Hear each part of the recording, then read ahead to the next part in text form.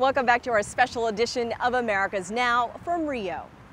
Brazilian football players have been described as an exuberant and extroverted crowd, exhibiting huge displays of feeling with every kick, block, and score at a game. With all the passion, tears, and joy, it's like riding an emotional roller coaster, watching the drama unfold. So it's no surprise that next to football, the nation's favorite pastime is actually a drama. It's what's known as a Brazilian soap opera, or novela. And this must-see TV is so enticing to the viewing public, it sometimes even upsets the president's schedule. Correspondent Stephen Gibbs is here in Brazil to tell us more.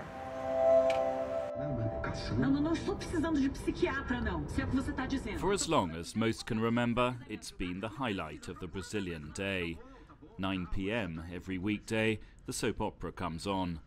And millions of Brazilians, wherever they are, tune in. Se tiver que me emocionar por causa de uma cena, eu vou me emocionar. Vou fazer de tudo para não chorar, né? Taxi driver Marcelo wouldn't miss it for the world. It's a distraction from both real life and Rio's notorious traffic. Eu acho que 80% dos brasileiros adoram novelas. Eu tentei evitar essa loucura da Luísa, mas você sempre me diz. It is just outside the city that Brazil's soap operas are made, at the headquarters of Globo, Brazil's dominant TV network. This uniquely Brazilian mix of reality and fiction has been a staple of television entertainment here for the last 4 decades. Its stars like Taina Müller are Brazil's A-list celebrities. I think that Brazilians know how to do novela, like knows how to play soccer. It's something really natural for us. I grew up watching the novelas, now I do the novelas, so it's something very natural. With 40 million viewers every night, she's also got used to an intrigued public scrutinizing her every move. They want to sometimes dress like us, sometimes do the same hairstyle, same makeup. They pay attention in everything, even in the color of our nails. And they call to Globo and ask which brand we are using. So there's a lot of responsibility. All Brazilian soap operas follow some key plot formulas. Dramatic tales of conflict, betrayal, revenge.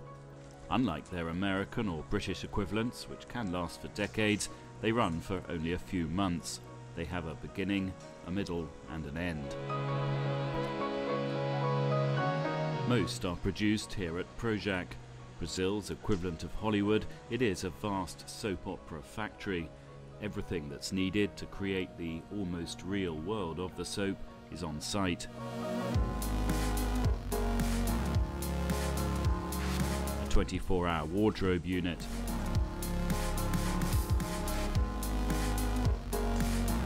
a special effects department, even an aeroplane.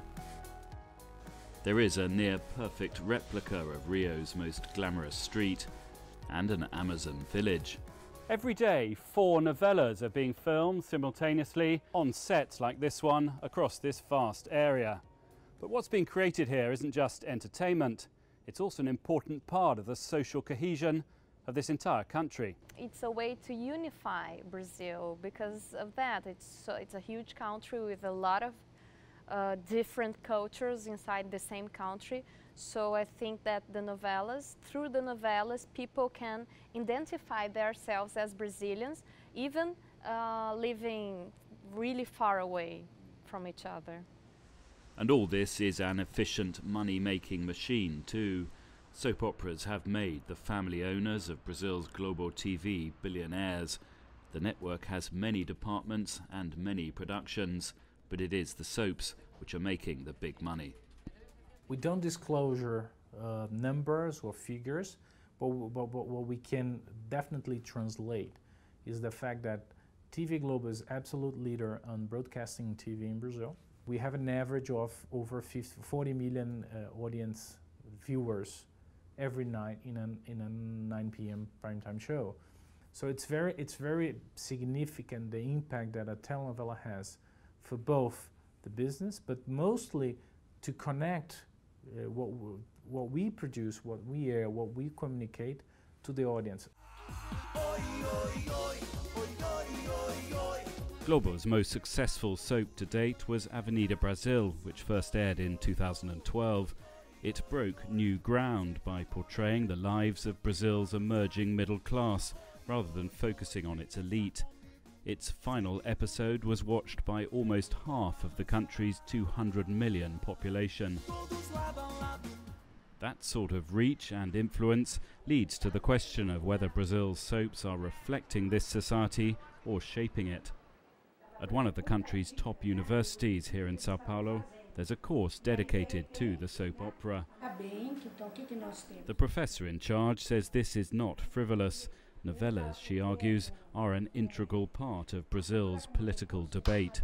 O que é política hoje? Não é a política do partido, etc. Quer dizer, esse é um aspecto da política, mas que se faz política de outra maneira, num espaço público. E a televisão é hoje talvez o principal espaço público. Não é mais palanque. Author Mauro Alencar, a self-confessed soap opera addict who's written several books on the subject, agrees. A telenovela, então, ela funciona, sim, como uma arena de ideias, como um centro em que as pessoas depositam as suas emoções, os seus dilemas, em que os seus dilemas são organizados, em que aquilo realmente é fundamentado.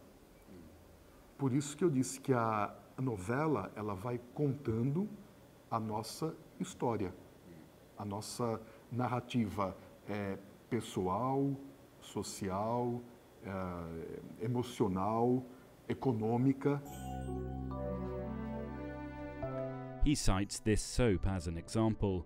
It portrayed the mistreatment of elderly people and was instrumental in bringing about a long-stalled change in the Brazilian constitution to provide better protection for senior citizens. Soaps have also been credited with reducing the birth rate in Brazil, as women view the independent females of novelas as role models. And earlier this year, conservative Brazil was shocked by this landmark moment in soap opera history, the first gay kiss to be portrayed on television in Globo's 49-year history. It followed a campaign on Brazilian social networks demanding that the time was right. Back on the set of the current soap, starring Taina Muller, there is speculation that a lesbian kiss might be Brazilian TV's next groundbreaking moment. The fact that no one, including the actors, knows whether it will or won't happen reflects the way soaps are produced here. They are written and rewritten according to audience reactions. When we are producing in Brazil and airing in Brazil, it's almost a live production. So it's a very the time frame between writing a script, filming and airing, it's like a week or 2 weeks. So you are actually responding. You are able to respond to the audience and not only to the ratings, but also to the impact that it has on the society. The interactive element of the soap opera makes the job of writing it uniquely interesting and demanding. Thelma and Duca are part of a team of up to 6 writers that work on each novella. Muito duro, it's a hard work, very hard work. Assim, não só intelectualmente, mas fisicamente, você tem que ter preparo físico para trabalhar cerca de 15 horas, 16 horas por dia no computador. Ao mesmo tempo, eu acho que tem as dores e as delícias desse trabalho, porque ao mesmo tempo é um trabalho extremamente prazeroso. Porque agora você tem esse retorno praticamente em tempo real. Em real time, né? Você tem esse retorno. Quer dizer, então se o público não entendeu determinada trama, tem coisas que estão obscuras, então que você vai ajustando. A gente faz ajustes, mas tentando preservar a nossa história, a essência da história. Do you feel that in a way you have quite a powerful position in this country? Because it is the soap operas that have treated important social change, like the first gay kiss. How does that happen? Is there like an editorial committee that says, right, we're going to look at that theme now? Or do you suggest it? How does it all work? Tentamos, acho que, refletir essas mudanças, esse caminho que a sociedade está fazendo. But which comes first? Are the novelas making society change, or is the fact that society is changing then reflected in the novela? O ovo ou a galinha, né? O que vem antes.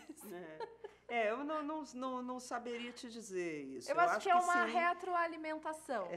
Either way, it is a formula that works, and not just entertaining Brazilians, but millions more people around the world. Brazil's soaps are one of this country's main cultural exports. I would say that today, over 100 million people will be watching a Globo novela anywhere in the world. And that has a phenomenal impact. Brazil is currently promoting itself as one of the world's key political powers. What happens on these sets may have a part to play in how the country's seen on the bigger global stage. A good comparison is as if you would take a look at the feature film industry, at the movie industry in the US back in the 30s and the 40s, in which through the movies, the US culture, the US values were taken around the world. Somehow, the Globo's novelas, our novelas, and the Brazilian music have been able to exercise a little bit of soft power around the globe, taking a little bit of the Brazilian culture, the Brazilian customs, the Brazilian values, the Brazilian society, the Brazilian happiness, emotions, and etc. to the globe. And I think that's a very interesting impact that we are able to reach. For example, in Russia, there is a fan club, huge fan club of these characters, and they watch by internet all the scenes of our characters, and they write for the Brazilian newspaper asking for more scenes and something like that. This is very unique for me. I haven't experienced this kind of feedback. Perhaps with an eye as to what might be the biggest threat to the traditional soap, Globo's next novella will be set in an internet media company. The web has hit the profits of broadcasters all over the world. So far, Brazil's soaps have not lost significant audiences, but for how long? Eu não posso poder dizer qual vai ser o futuro da telenovela, não. Mas ela vai ter que entrar nesse cenário de transmídia, né? De estar em muitas plataformas.